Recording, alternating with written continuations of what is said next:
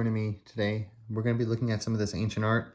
This is the barefaced character. We can see how this top one that I'm holding is a little more abstract or harder to see because the colors aren't on the front of the stone, but on this one they are.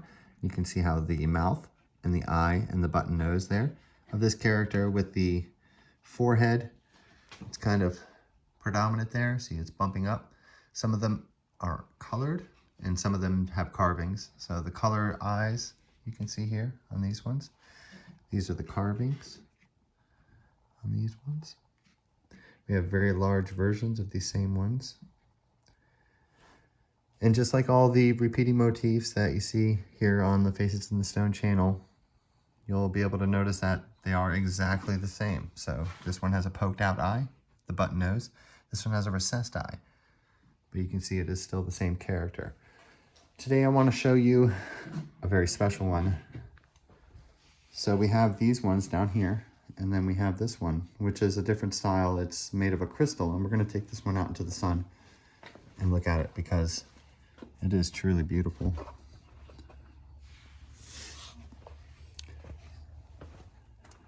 So we're calling this motif the squirrel head archetype. It may have a bit of a bear face. You guys let me know what you think, but we'll take a good look at this one because it is quite an amazing piece. You can see how the button nose and then that forehead will come back out. Looking at the lights, looking at the different shadows here, we're trying to picture where the eye is going to be for this one. You may be able to see some of the clay packs and things still in this. So this is a fancy version of the squirrel girl archetype. And let's go ahead and take a look at this because of course it has several other portraits and images on it as well.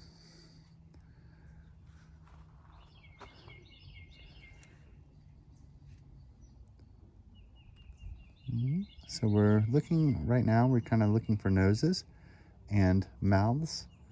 And then when we find those mouths, we look for the eye. The depth doesn't necessarily matter.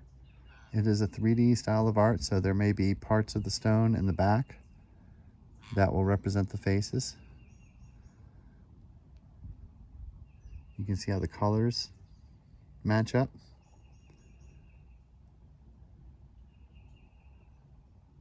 The white.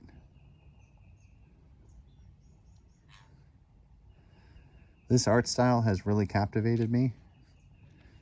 It's surprising to me that right now in 2023, we are just now learning about this.